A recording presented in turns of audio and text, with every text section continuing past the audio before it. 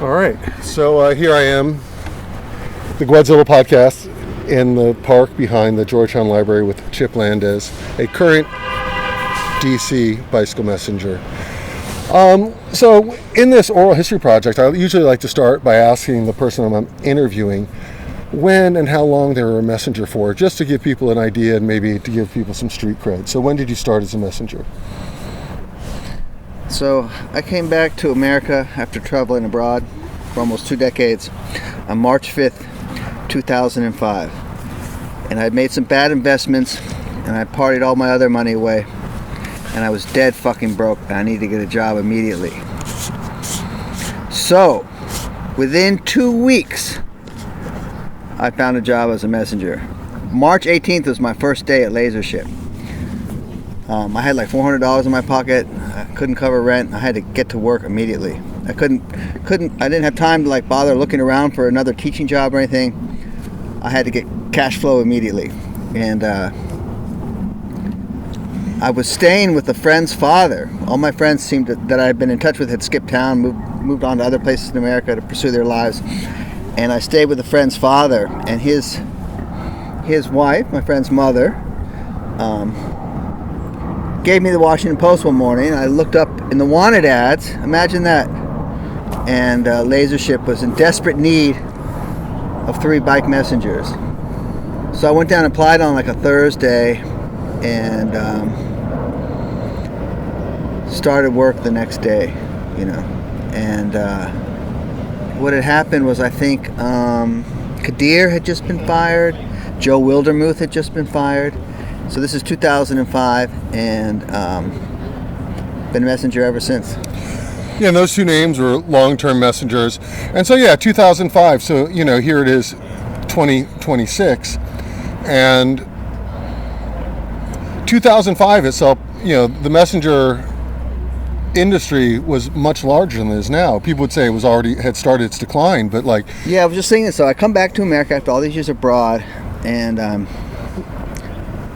downtown on K Street, and I was just thinking about this, every few minutes you see a bike messenger ride by. You'd see every few minutes, like at Connecticut and K, you'd see a bike messenger weave through traffic.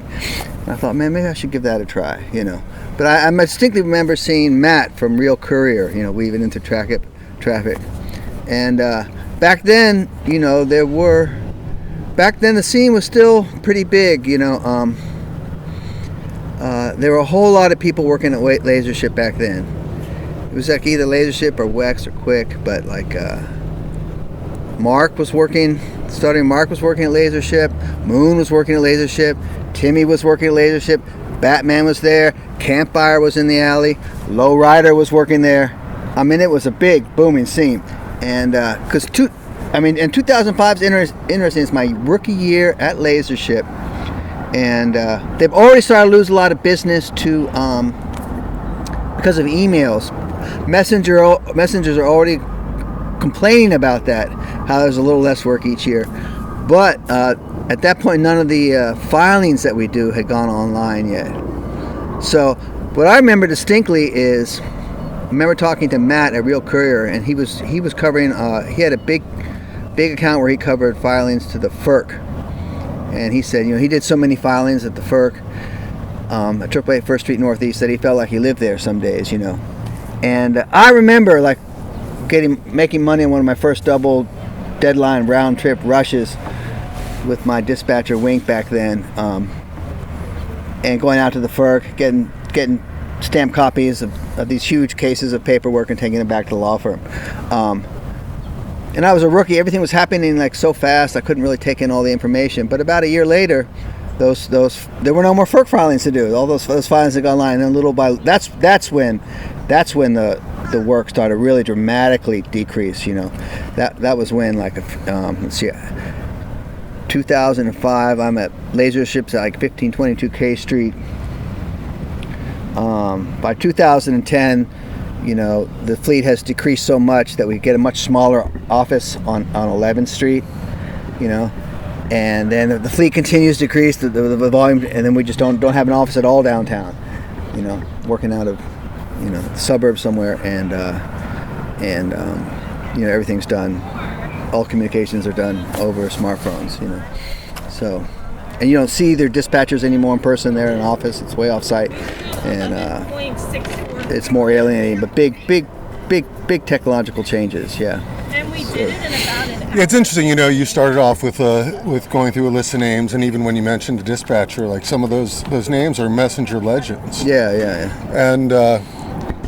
And yeah, so when you started at Lasership, who were some of the key players? Maybe who trained you?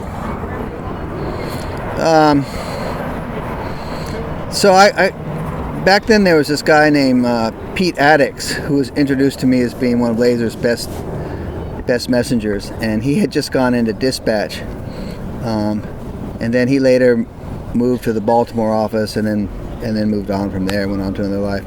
But I hit it off with Pete really well, and he gave me my first afternoon's worth of work, and then but I made most of my early money the first few months with Wink and Anthony Hart, and that was a funny situation because I was making all the mistakes a rookie usually makes, and I really caused him some grief from time to time.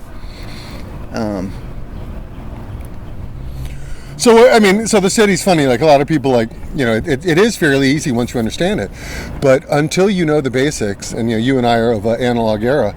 I try and explain to people how, you know, you had a graph paper and X, Y axis, and you're the origin 0, 0, and that's the Capitol building, and you've got the 4 quadrants: northwest, northeast, southwest, southeast, and so people can go to my house and I'm like, they're out front, and I'm like, you're not out front, and they've gone to the same address in northeast when I'm in northwest. And so were those some of the errors? Were you supposed to do a drop on M Street, you know, 401 M Street southwest, or what were some of your rookie errors? Well, I would like go to Georgetown, pick up a package, and fail to call the dispatcher saying holding 1, and then I would like go to Capitol Hill, and I'd be halfway there. And they had other jobs that they had held for you. I got more work in Georgetown, and, you know, or I'd show up at base holding that one package on my way to Capitol Hill, and we'd be like, "What the fuck, Chip? I just paid you another job in Georgetown." Oh, you know, so it took me a while. It took me a while to get to learn the ropes. Yeah. As with any job, I'm sure there's, you know. Yeah, exactly. I think Suave would call anybody under 10 years a rookie.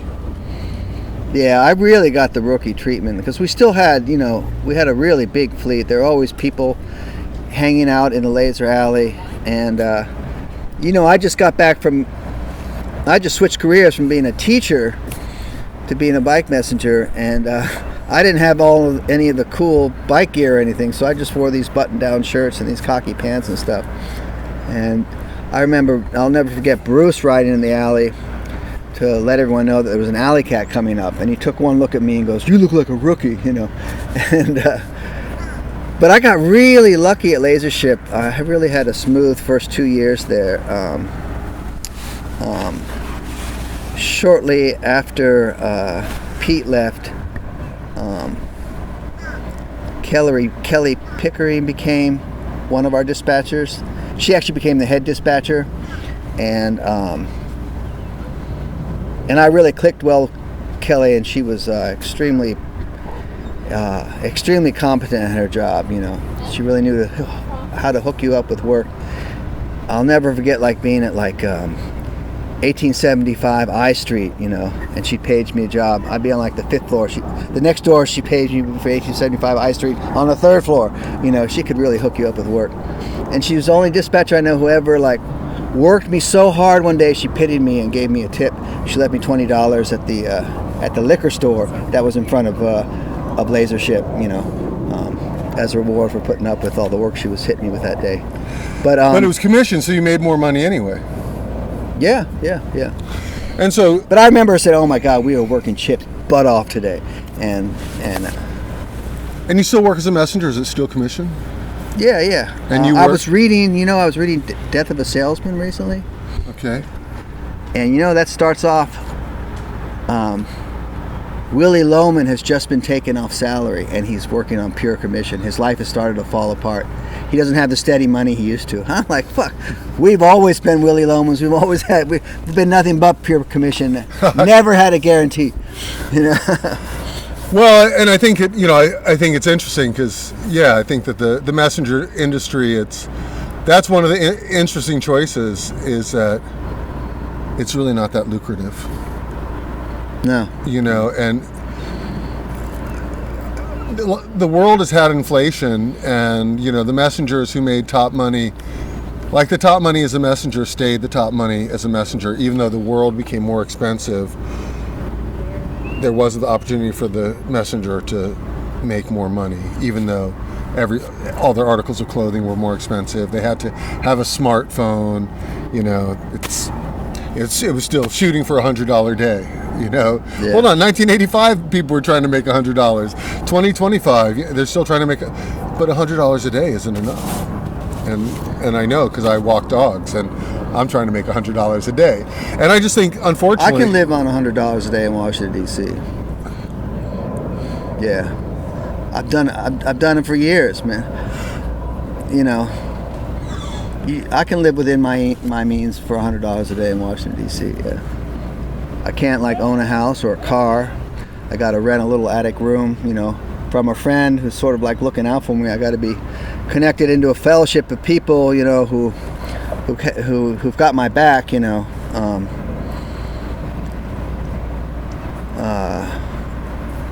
I am making a little more than $100 a day now, but you're a worker. You work 12-hour days, 5 days a week. I do.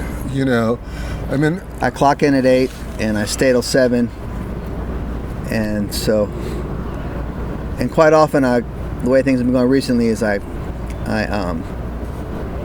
been finishing up in Northeast a lot lately at 1501 Eckington Place, where the FedEx office is, the off-hours FedEx drop is. And so then I've got the long, slow ride home. And this is my 60th winter on planet Earth. I mean, I'll turn 60 in June, and I don't have the energy I did 21 years ago when I first started this job. And I really slow roll at home. I cannot sprint at home, and it's a bit of an effort to get up Mass Ave every night. I mean, for me, it's always an effort. It can be an effort, and that's a real hill, And so, but I know at the end of the day, it can be that much more. And although we both have cussed on this podcast, I try not to cuss on the podcast, but I am going to say the bad word. Have you ever considered an e-bike? I think about e-bikes every day now, because the work just takes so much out of me. I mean, physically being 59 is just so much different than being, 39. And well, you look good. You look good. Yeah, that's what everybody says, but I don't feel good. Appearances are deceiving. Well, I think that I mean, on Saturdays after work, I spent most of Saturday just in bed recovering from the work, Yeah. I hear you. I hear you. But I promised Ron, little Ron, 2.6 the brain, I promised I wouldn't sell out and get on a e-bike. So I'm gonna keep up the fight. And Ron just turned 68, and he's still riding a road bike. So Ron Green? Yeah, Ron Green can do it. He's my inspiration, man. He's a wild man, and yeah, he's got a great energy. It's always a joy to run into him, and I think that he could tell you the point that I was going to try and touch on, and it's one of the things that we all lack a certain appreciation. You're 59. It should be I'm 59 positive, but you're like, oh, I'm 59, but when you're 69, you're gonna be like, oh my God, at 59, I was so healthy. I couldn't believe, I just got on my bike and rode all day. You are healthy, you are strong. Yeah, and my thanks to Obamacare, I now have a primary physician, and he said, he advised me to stay on the bike as long as possible. It's an illusion that at some point you get too old to ride a bike, that it becomes unhealthy for you if you worked hard. No, keep on working that bike. So he's given me positive feedback to stay on the bike too. Well, I don't like the notion of I mean, Dave Eisler would say the same thing. Like, he'd work like these 4 10-hour days at Capital Bike Share and spend the next 3 days recovering. And I know I worked for Capital Bike Share too, and that can be, I worked as a mobile bike mechanic, and that can be some hard work. And it just becomes, so I'm a dog walker, and this week I borrowed my son's car to get to my dogs. I normally ride my bikes. And that allowed me to go ride my bike for pleasure one day and then work out on the erg another day. Because, it's not right to be so tired from work that you can't play.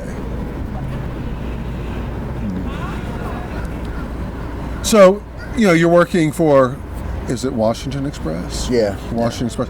And so they're the main gig in town for I think bike so. work? I think so. And so when we mentioned before on record, that in addition to the delivery work on bike, there's this work called line standing. Do you want to say what line standing is? Well, being a messenger, it's like, sometimes I feel it's like you just run, a big part of the job is you're just running errands for law firms, there's the romantic, like, Hollywood image of your guy that's like weaving in and out of traffic and getting from Georgetown to Capitol Hill in 10 minutes flat just to make the fucking deadline just in time. But a lot of it's like sitting down, waiting for the State Department to finish, processing these documents. There's a lot of waiting time. You got to be patient, and I think my greatest asset as a bike messenger is that I like to read. So if I go to the State Department and they're really slow with these passports or these legalizations that I got to take care of, I don't really mind. I can sit there and read for an hour or two. If, Congress goes out of session and it's really slow in August, everyone's away at the beach and there's no work, I'm happy I can do less work and read more, But, sometimes you go over to the courts to get on the court computers, to use the court-specific computers to download cases that you can't get anywhere else, and you just spend the whole day doing really tedious, bureaucratic work. And then there's line standing, I can understand why a lot of, messengers wouldn't want to do it, but that's just like one of many diverse sort of errands we do for these law firms that we cater to. And so line standing is, in short, there's a hearing on the Hill, and they open the door and there's a finite number of seats, and so you and other people are paid to hold a space in line, and so when the doors are about to open, the lawyer or congressman, whoever comes up and gets your space in line. Yeah, and I understand that, and I think that... But and that's a lot of fun too, because you're up right there in the thick of everything, right in the middle of the swamp. Like the most recent hearing we did at Energy and Commerce, you had the FBI walking up and down the halls, and the Capitol Hill View's double checking everything. We couldn't have any chairs in the hallway that day because security was extra tight, because the Attorney General was arriving to go to the House Judiciary Committee for her hearing, and security was extra tight. So 1 minute you see the congressman passing by, the next minute it's the FBI, and the next minute it's the Attorney General herself, and coming down the hallway surrounded by FBI agents and U.S. Marshals and other Capitol Hill security, and then all these press people trying to take her photograph, and she was cut. There were so many people surrounding her that you couldn't see it. All you could see was this blonde hair. Pam Blondie. Yeah, right? yeah. And so it's fun. Yeah, it's true. I mean, you have to have some joy in that, because that's our Hollywood. It's these people, and they're historical in this moment. I mean, I think that Pam Blondie. I think that she is significant. I think that ideally this moment in history will be like a Watergate. Nixon didn't go to prison; his Attorney General did. And she said things that were perjury in that hearing. But enough on that. I'm not trying to get political, but it is interesting. You know, I did work where I used to follow Oliver North or Kenneth Starr or Monica Lewinsky around, and I'd radio to to CBS News where these people were. And so yeah, that's the work of Washington D.C. is Capitol Hill. But the line standing is really stressful. You know, you don't know how many seats any given committee is going to give out to the public. You know, it might be 15, it might be 10, it might be 30, it might be 40. They might give out tickets, they might not give out tickets. And we even did one hearing for one client that they didn't let anybody in. All the public seating, all the people who got public seats got in through the back door somehow, through the committee that was holding the hearing. So it's a crazy business. And well, I mean, even our line stands is line standing fair. You know, line standing is essentially the same as you go to the amusement parks nowadays, and you're waiting in that long line, and people have bought tickets that they don't have to wait in that line. Yeah. You know, it is something.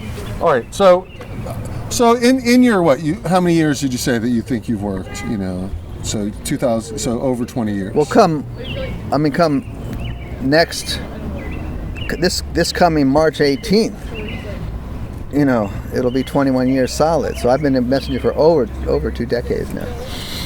And so in that time, you know, like, there's a big question. And you talk about rookies. Like, I have this list of questions that I would always like to ask people. Like, you know, like I thought maybe I'll ask Chip, like, what are his 5 favorite concerts? You know, that could be interesting to me. Or if you had a spaceship or a time machine, go back in time, what concert do you want to see? But I also, you know, what's in the bag? Do you care? The best concert I've ever seen was Iggy Pop at the 930 Club, the Zombie Birdhouse. What year was that? Whatever year Zombie Birdhouse came out, sometime back in the 80s. Man. Yeah, I knew it was. Well, I thought it was a solid album. Yeah, exactly. No, I remember. You know, I do know you from high school, although we didn't hang out. I knew you, and I knew that you were cool and cooler than me, and you were listening to Lou Reed and Iggy Pop while I was, you know, jumping around Duran Duran. And I think I saw the Bad Brains ones. That was also one of the greatest shows I've ever seen. Yeah. I think it was at the Rumba Club, if I remember correctly, in Amesmore, which doesn't exist anymore. But. So, do you ride with a pump? Yes, of course. So how long did you ride? How many flats did you get to say before when you decided you had to start to ride with the pump? So So when I was a rookie at Laser, there was this guy who'd been in the Navy named Tom. Remember Tom? Yeah, I called him Tom. He did triathlons. Yeah. So when I was a rookie, I got a flat. I took it to the bike shop. They repaired the flat. I rode 3 more blocks and I got another flat. Like, obviously the person inside the bike shop who repaired the flat didn't know what he was doing. So I talked to Tom. I'll never forget him telling me, you know, fixing flats, you know, it's he said de rigueur for messengers. And he said, you know, you gotta always carry your own little pump. And, you know, when you get the flat, you gotta pull the inner tube out of the tire, and you gotta check the inside of the tire for any broken glass that might still be in there. Yeah, or a tack, nail could still be in the tire, and then the piece of glass. And getting a flat, like if you've got a lot of work, if you got some seriously time-sensitive work, and you get a flat, say you've got like 10 packages and all need to be done by 12 o'clock, and you've got some embassies that are closing at 10 o'clock, and some are closing at 11:30 or whatever, and you've got double deadlines that have to be done in 15 minutes. You know, getting a flat in the midst of a really heavy onslaught of work like that can be really, really exasperating.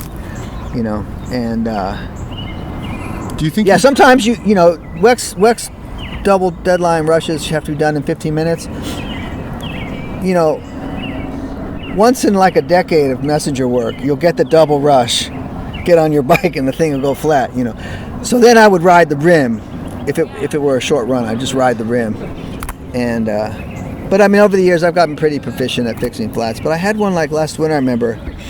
And there was a deadline to the Federal Register that the client at the DOJ gave to me, and he was my flat had pushed all my deliveries back like 10 minutes, and when I got to his office, he was in another panic, and that's when I really felt this, just how stressful this job can sometimes be. So I've become more and more.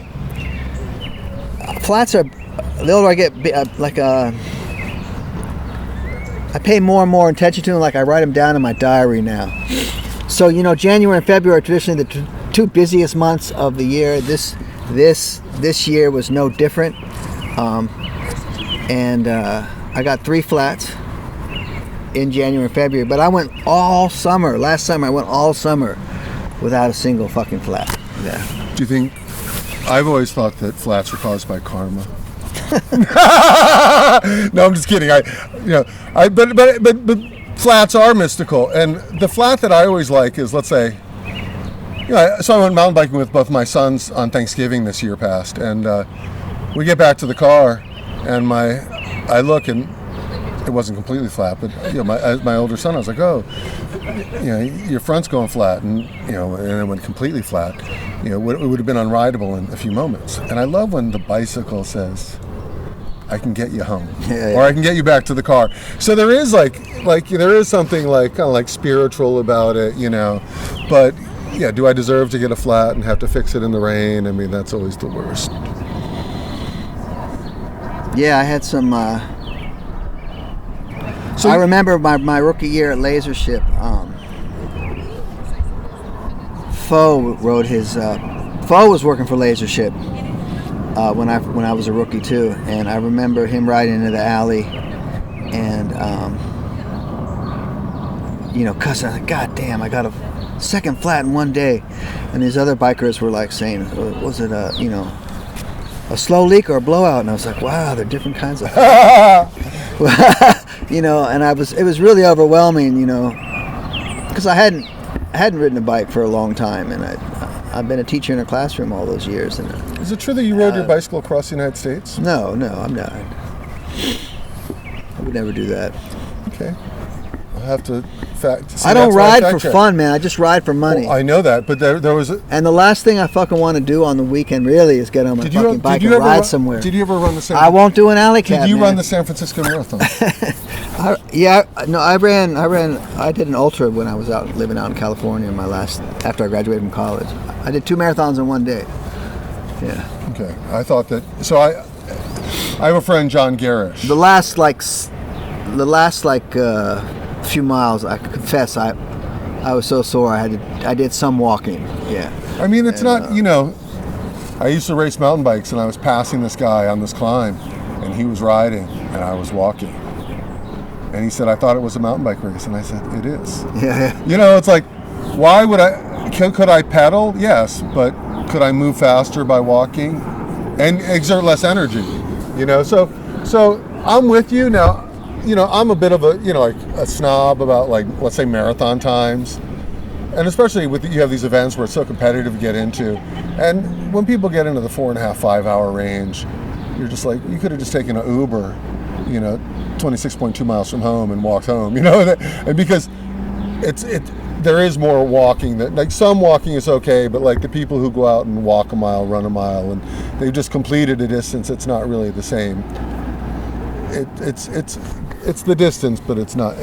Whatever. I should probably edit that out, But I don't. I think John Garish, good guy. Yeah, he's in my corner. He's one of my good friends. He helped me out when I was living in Berkeley. Was he working at the Square Wheel bike shop? No. After I graduated from college, I moved out to Berkeley to live with a friend. He said, I got an extra room in my apartment. You can stay as long as you want. But then, and I was having trouble making ends meet, finding a job, making money, and he kicked me out of the house because his sister moved in, and then her boyfriend moved in. And they're like, Chip, you got to go, man. And I had no resources, and I ran into John Garish, and he put me up for a few days,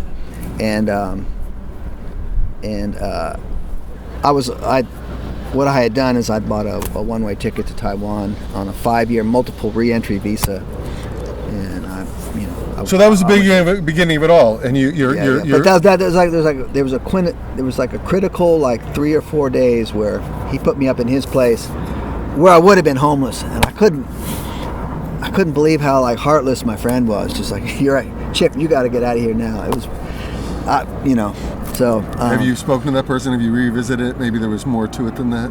No, eventually I got my act together, and I got a steady job as a teacher, and he actually came over to visit me in Asia a few times. But he passed away He had the hereditary heart condition, and he died at the age of 50. So you taught languages. So you read in Chinese? Is that? And this book is yours. You can do whatever you want with it. You can look at it once, throw it in the trash, and gift it to a friend. I thought that you would appreciate it more than me. This is a book of China. Okay. Photographs of China. And looking at it once could be enough for you. Looking at it once was enough for me. It is beautiful, but I've never been there. So what languages do you speak? English? I thought this was about bike messaging, man. Well, you are a bike messenger. All right, we're going to get back to the bike messenger thing. So I noticed, you and Timmy, you guys like these road bikes. Do you even have a rack on your bike, or? Yeah. Oh, you have a rear rack. Yeah. Okay, but I have. Yeah, I obviously absolutely insist on a rack. Must have a rack. If you get a double box job, you put one box on the handlebars, one box on the rack. Yeah. You never thought about getting a front rack too? Yeah, I thought about it, but this has worked so far for me. Yeah, everyone evolves their system. It's just that I can do 5 boxes. I've done 3 with the bungee cords on the back and 2 on the handlebars. Have you ever ridden one of those Omnium cargo bikes? I haven't yet. No. It's really sweet. Is it? It rides like a real bike, and carries weight real well. But it shocks me. So you've been supportive and bought some of my books, and I did one book, Messengers Carrying More Than an Envelope. And around the time when you became a messenger, around 2005, there were a bunch of people who had gone to cargo bikes. But for the most part, people were like you, just put it up on the handlebars. Yeah. And, we have what's called aero levers. There was a time when your cables would come up and people would put their box and crushing your brake cables. Mm-hmm. I got this bike from Wildebeest. Do you know who he is? No, who's that? Check him out on Instagram, Wildebeest. Wildebeest. Okay. Yeah. And he's a bike broker? He's a former bike messenger. He now has his own bike shop. Oh, yeah? And so that used to be... he refurbishes used bikes. So that was Chris Schmidt's bike? I don't know. It's looking like Chris Schmidt's bike. But Chris is not above selling his bikes for cheap. Yeah, I got that for $250. It's a good deal. That's a good deal. I'm glad that someone's looking out for you. Also puts in perspective, because I'm, in my effort to hustle, I've been buying bikes for. I'll buy a bike at a yard sale for $20, $40. I bought a brand new bike on May 31st, just before my birthday last summer. That's going to be a tradition now. Every summer around my birthday, I'm going to buy a brand new fucking bike from a bike shop. And but by the time this winter came around, this last stretch of snow, the chain had already started skipping on the chain ring, and the bottom racket fell apart. So I'm just gonna throw it away. Fuck it. What I'm gonna do is give it to Wildebeest and let him use the spare parts to make a new bike. Well, the frame sounds like it should be fine. Bikes are in single use. But I'm not the kind of bike messenger who likes to spend his weekends working on his fucking bike. I work hard enough during the week delivering messages. I don't. I hear you. I'm not gonna spend the fucking weekend tinkering around on my fucking bike. I interviewed Kristen Forbes. That's why people complain. Suave will occasionally complain. You gotta give your bike a little more TLC. You know what? I brought you 2 bottles of Pedro's lube. Oh, really? Wow. Yeah. Okay. And so, after every rain, you should lube your chain, but not just lube it. Wipe the lube off. So you treat your bike well, and your bike will treat you well. Yeah. Huh.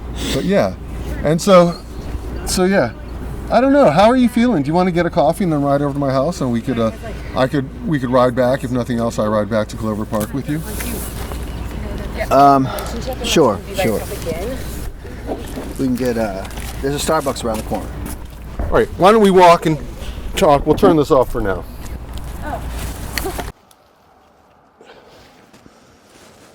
All right, so part 2 of my interview with Chip. I've got the SD card in, the micro SD card on my Insta360, and we are mic'd up to do mobile interview. We've touched on a lot of things, and yeah, I've enjoyed talking to you so far. I look forward to maybe having multiple interviews. I think maybe going this way back the way we came might be the quickest. So we'll just head down to DuPont.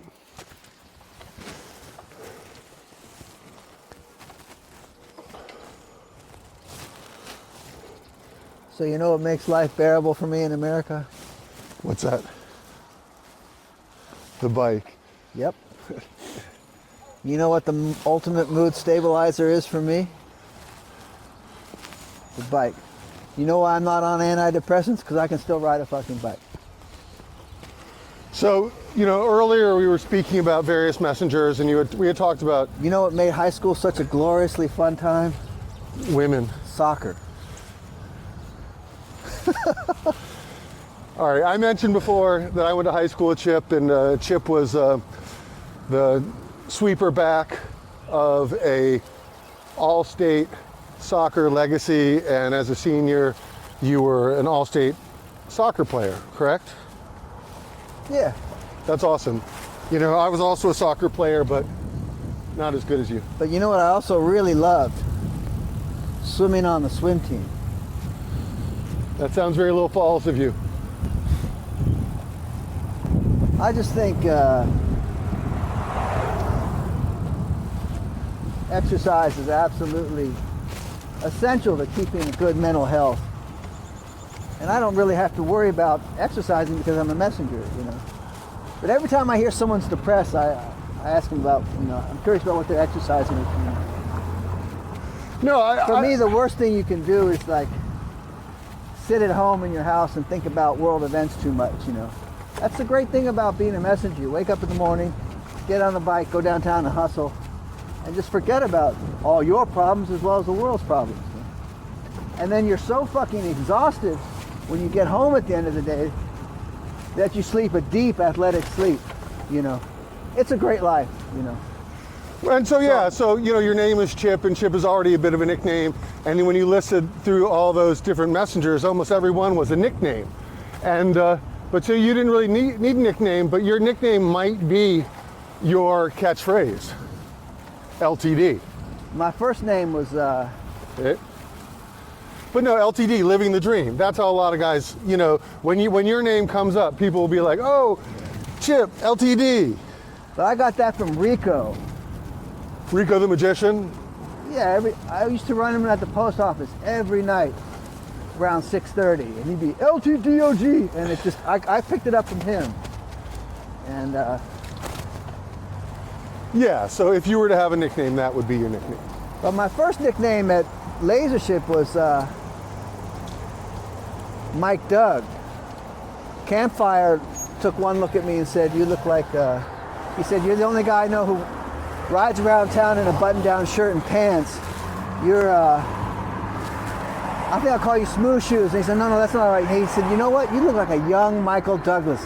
That's it. I'm going to call you Mike Doug," and I became Mike motherfucking Doug.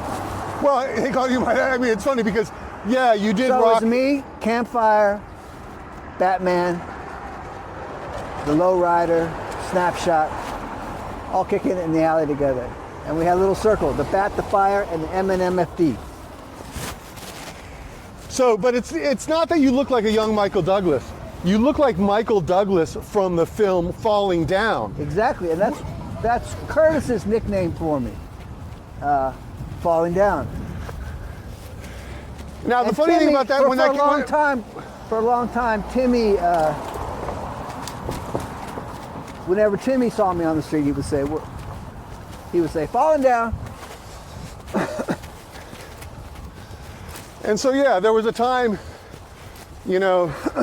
post 9/11, there was a big lockdown, and I think you were of the belief that, and we'll take it right up here, that your button-down shirt and slacks messenger uniform was what allowed you to still go to the hill when they had a no biker rule on Capitol Hill. Am I right? And you can keep talking because we're on the wireless mic. Just tell your vibe. Yeah, that's correct. All I did for the first 10 years of my life as a messenger for LaserShip was hill deliveries. I was the hill guy.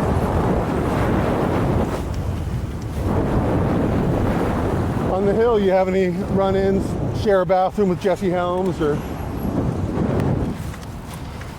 any congressional hobnobbing? I remember I was in the Hart Building one time, and I had peroxide dyed blonde hair, was fairly long, and I was in full cycling getup, but it was all black, and so I looked maybe more like Mike Myers as Moomin Chance in SNL, and Neil Armstrong like gave me this little rascal's double take, cleared his eyes, he didn't know what he was looking at. So that was my Neil Armstrong experience.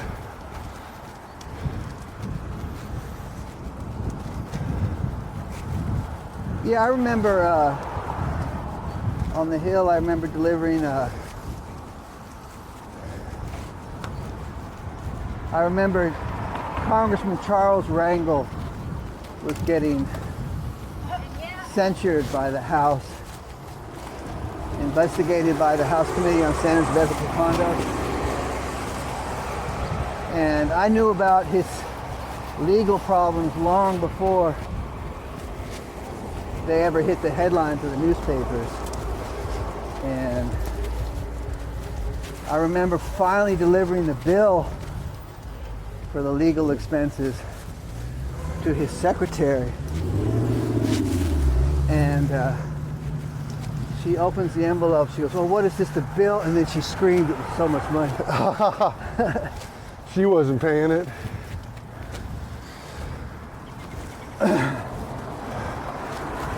Yeah, I mean, of course, his legal expenses were more than I make in a year, of course.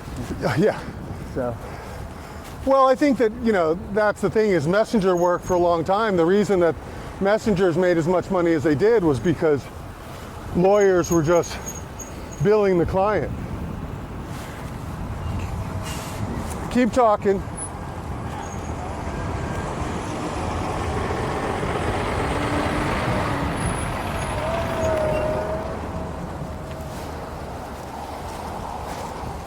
Shoot the frills.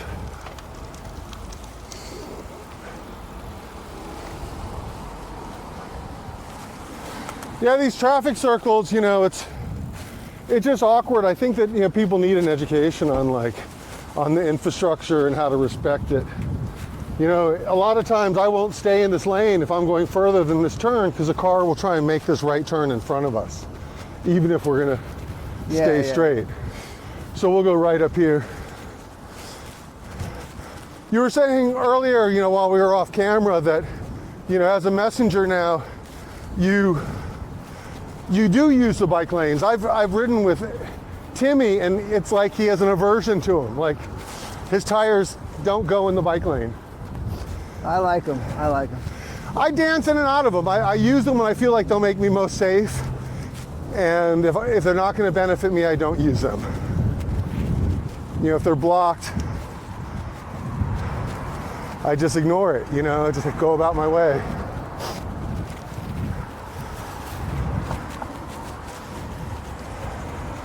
So, you started in the early 2000s. So at that point, when did the app come in? When did the smartphone, and when did you start getting work on a smartphone? Because you mentioned pager.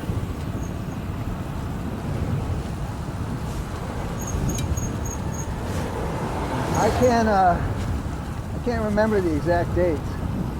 Yeah, it's an interesting timeline. I guess it just becomes a blur, I was walkie-talkies the first few years.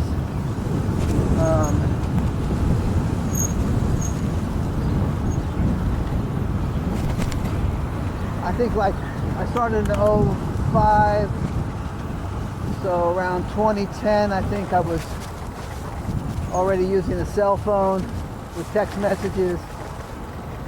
And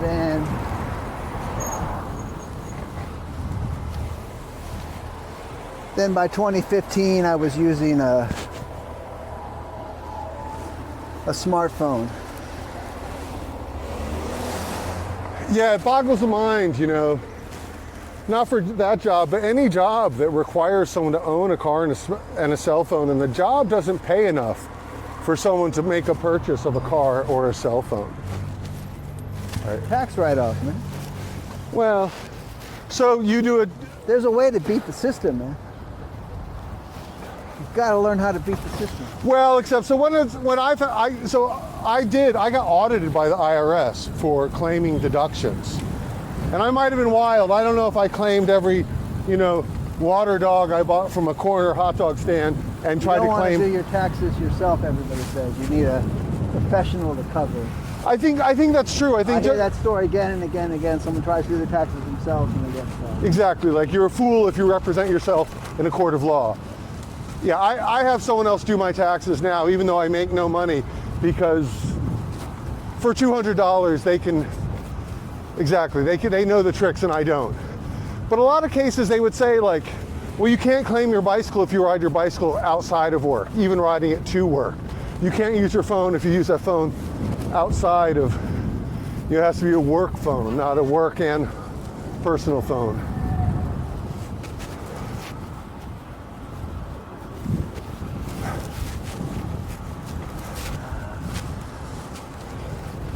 It's gonna be a tough year for the Potomac, that sewage spill. You ever been swimming at Sycamore Island? On the canal? I don't think so. Yeah, I'm curious about the E. coli and how soon it will be. They always over-exaggerate a lot of the data to keep us from having recreation in the Potomac. Yeah.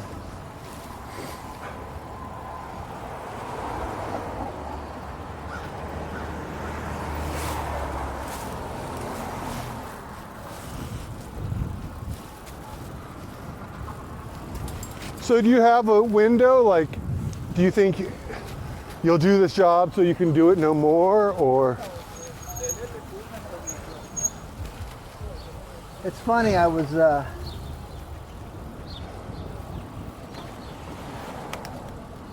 I spent Thanksgiving with I had my Thanksgiving dinner this year with Harry and Timmy. Yep. And they were asking Timmy that. The guests we were with that day were asking Timmy about that, like how long would he stay on the bike? And he said if necessary he would eventually get an e-bike. Well, and that's what Harry's done. Yeah. Yeah, to me, I understand it's a job and we have to work. And I did Capital Bike Share as a mobile field tech on the bicycle. And they moved to e-bikes, and people thought that I quit because they put the workers on e-bikes, but that wasn't the case. I got fired for, speaking out about them cutting our hours. But yeah, it's like part of the romance of being a bike messenger is riding a bike. And then, a lot of people have had to migrate to, Bruce is in a car, Swampy is in a car, Danny Kaye before his retirement was in a car. Paul Joyner, who, He's car side now? I think he's in the car now. Wow. And, but you guys are all adults, it's about the job. It's not about like fulfilling this Peter Pan fantasy of riding your bike. But yeah, I think what makes the job great is the bicycle, not the delivery, but migrating the city on the bicycle. That's what fascinates me. Yeah, you get to see a little bit of everything, Yeah, in the 80s and 90s when they had the gas-powered mopeds, there were a lot of guys, and you mentioned Rick Peel. There were a lot of guys, they would dress in full cycling gear. And we'll go right here.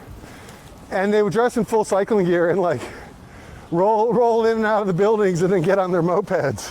You know, like, as if like, you know, being a bike messenger was gonna help you with the receptionists.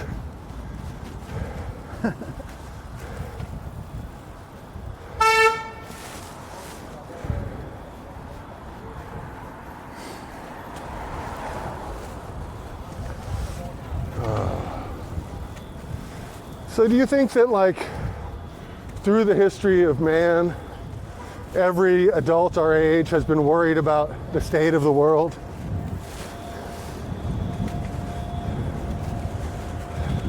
You know, do you think in the Cold War people were just as anxious about the times? Apparently they were. They did a really good job during the Cold War of ramping up fear of nuclear annihilation, but you know. I mean, we took classes on it. Yeah, we were in fear, for sure.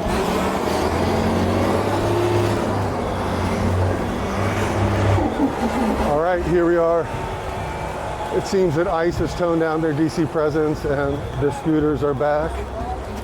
You know, no shortage of scooter delivery drivers hanging out here.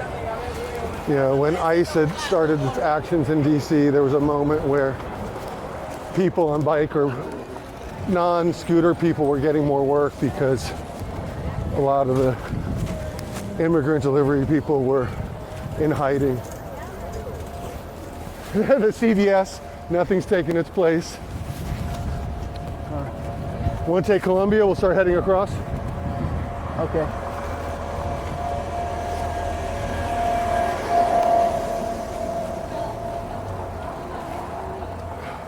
You could hit Malcolm X Park. Do you want to hit Malcolm X Park and see what's going on? Why not?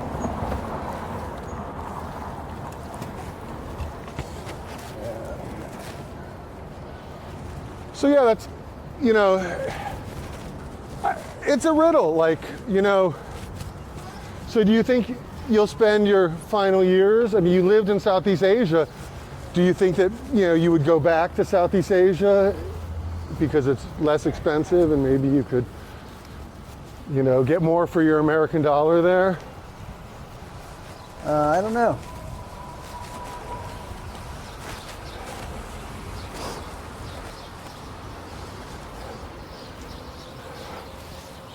Like, can you can live outside? Inflation's a problem everywhere, you know. That's true. It's, you know, it's not the cost. When you lived in Southeast Asia, things were a lot more affordable. Right. But it's still more affordable than here. The game moves as you play. You know, former messenger Nicholas Romero. You know, Your dreams might come true. You might get what you want, and that could destroy you. You know. Better off just being a humble bike messenger.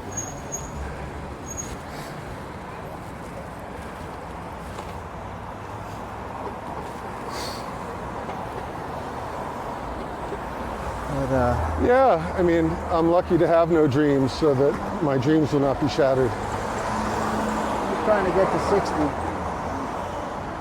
I think you'll make it. I did ask John Watcher how long he thought he would be doing this. He thought till about 65. So. The next goal is to do it until I'm eligible for Social Security. But Johnny, then do it until I'm eligible for Is Johnny Medicaid. even 40? I have no idea how old that kid is. Exactly. I think Johnny will do it as long as his wife lets him.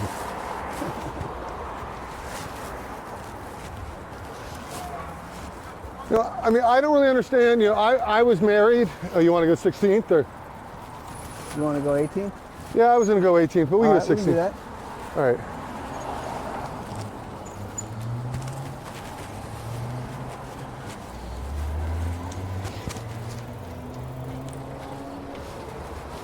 I mean, it's easy for him to say 65 when he hasn't hit 50 yet, you know?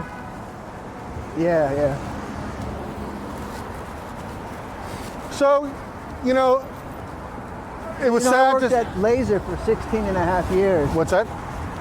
I worked at Laser for 16 years and 6 months.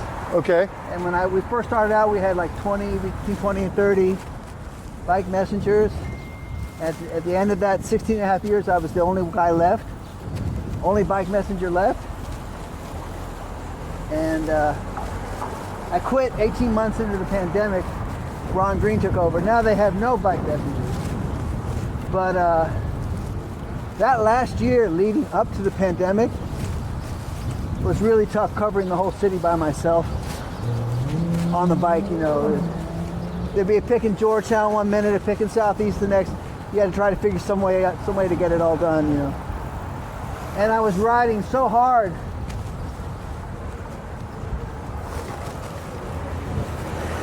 You can keep talking. We're on, You know, you're on wireless mic. You can keep Easily talking. doing 50 miles a day, you know. That I don't think I could have continued to cover that work at the age I am now, you know. And in a way, a lot of good things happened in my life because of the pandemic, you know. So far, I've had a much better situation at Gwadz than I did at Laser back then. I was really suffering at Laser that last year.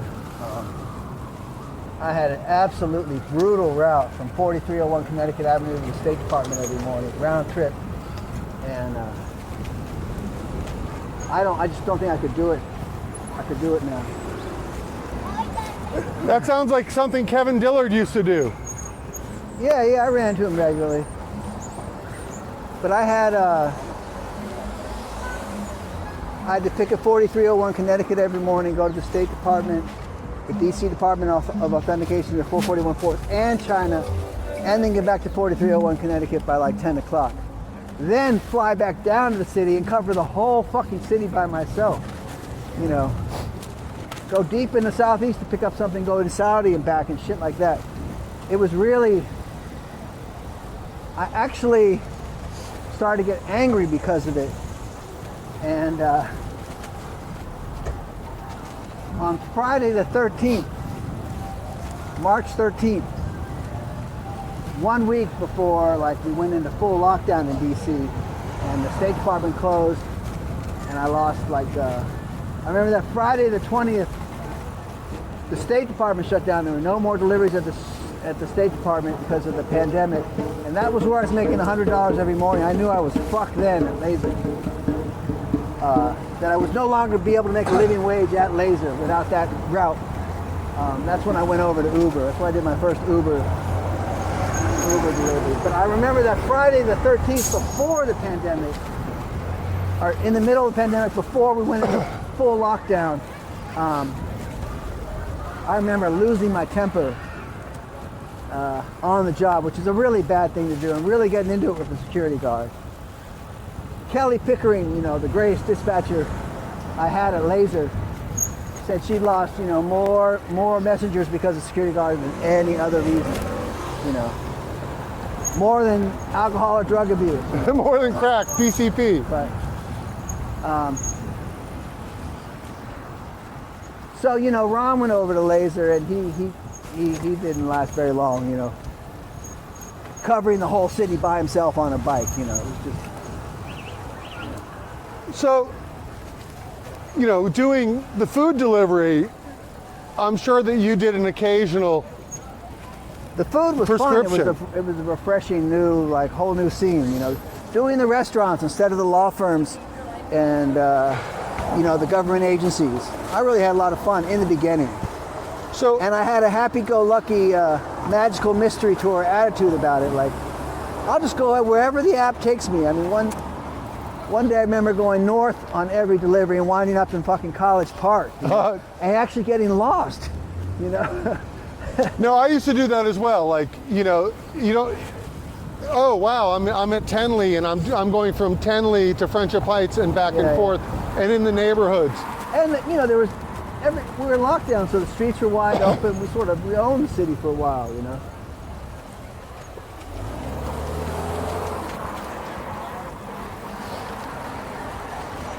So it was great to be flying over the Howard Taft Memorial Bridge late in the evening, you know, with no cars at all. You know, it was like, it was a lot of fun, I thought, you know. Yeah, it was. And the Uber rates are really good back then in the early days of the pandemic, and people seemed to be grateful that you were out there braving the disease to get the food to them on time, you know. So the tips were better. I actually enjoyed it, man. Yeah, I never made any money as a food delivery person. And I felt, you know, in Uber, you're your own boss. You can choose what hours you want to work, you know. During the pandemic, I would read all morning, then hit the streets and make money in the afternoon and the evening. But you left Uber and went to Messenger Express. Yeah.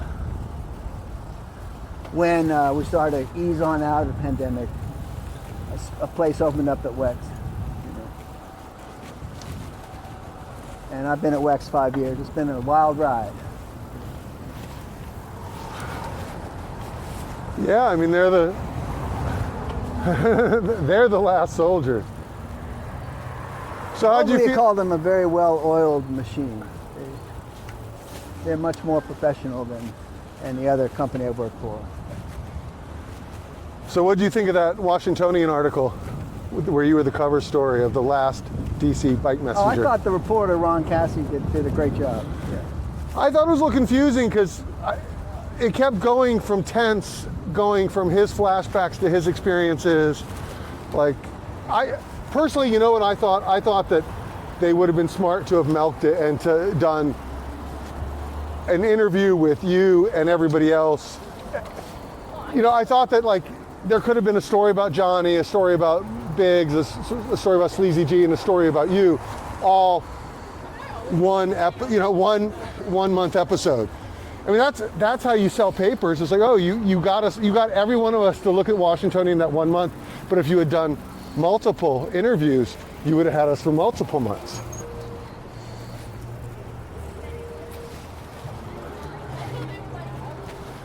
Want to go down to the White House and we'll loop back?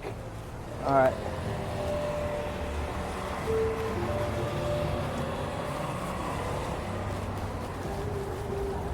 Yeah, Well, you Ron's know, a great dude. The White House is, Lafayette Park's closed now for landscaping. You know, For what?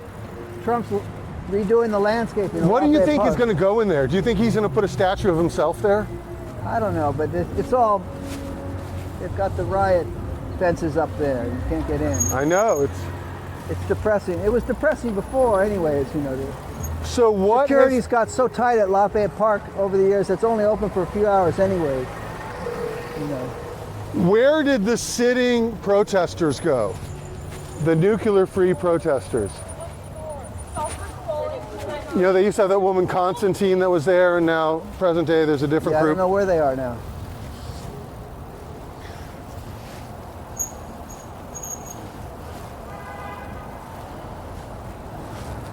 All right. So every one of these buildings, does your mind just go like 1330 Connecticut, Steptoe and Johnson? You know, all of it's like your old friends' houses. It's the weekend, man. I'm on. You're off. You've totally shut it off. I don't work for Capital Bike Share, but if I see a Capital Bike Share bike, my brain still looks at it, you know? Abandoned bike, broken bike, bike with flat, report that.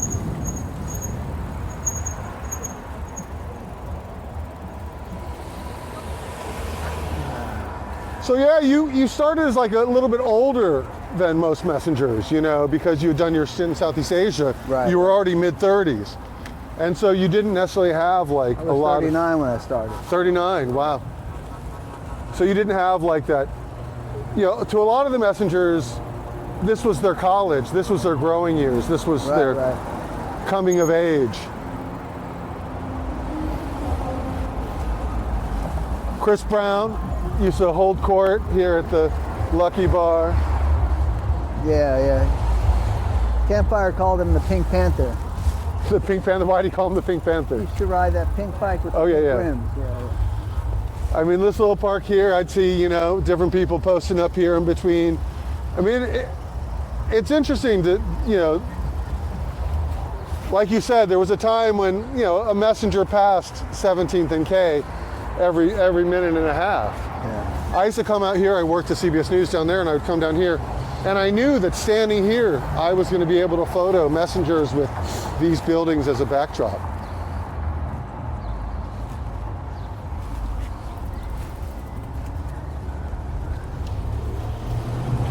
So, you know, you mentioned, you know, a bunch of people, and one of the people you worked with was Batman.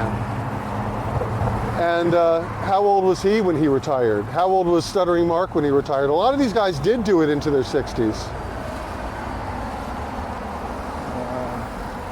Mark only retired recently. And how old do you think Mark is? I'm not sure.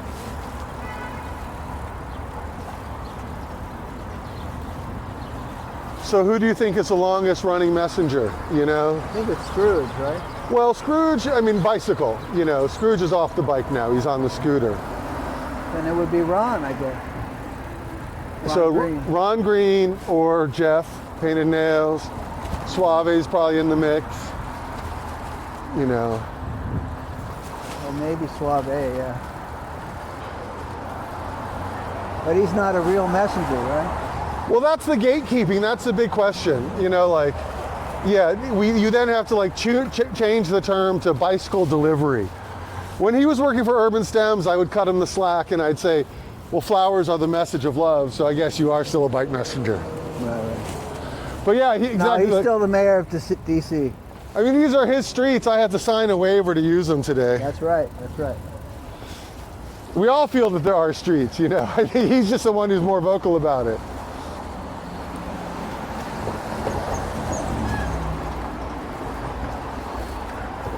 My friend Josh Bennett worked in this building when it was a different building. Today, I think, is his birthday. He died of cancer maybe 20 years ago or so. Yeah. But yeah, there was a time, you know, when this park would have, you know, 20, 30 people, bike messengers in between jobs.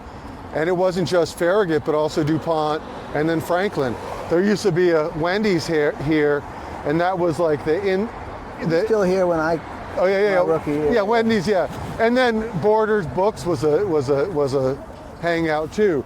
But just that notion of that there were so many messengers there that there were, you know, half a dozen hangout spots with different crews.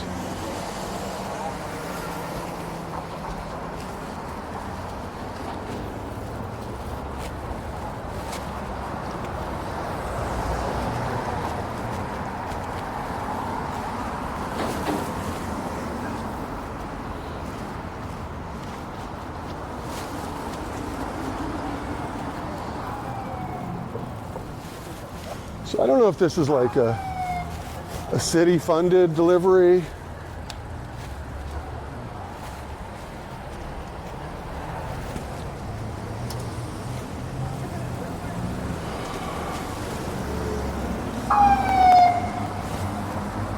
How are you on time? So I think I'm about ready to wrap things up. Yeah, I think we're kind of falling out of rhythm. So I had a great time hanging out with you, and I really enjoyed the conversation. Yeah. But I think that there's more to be told, and I think we could work this bike thing out. Maybe I could come and visit you on a work day and just maybe ride with you for, you know, an hour while you're doing your work. You stay mic'd up, and as long as we're within, like, you know, 15 feet of each other, like you could be zigging and zagging or whatever, and you run in mic'd up, and I just stand outside and wait for you, and maybe we get some more tales of the street from you. I enjoyed every anecdote you shared, but you never got me past 2008. You know, you just started to tell your stories.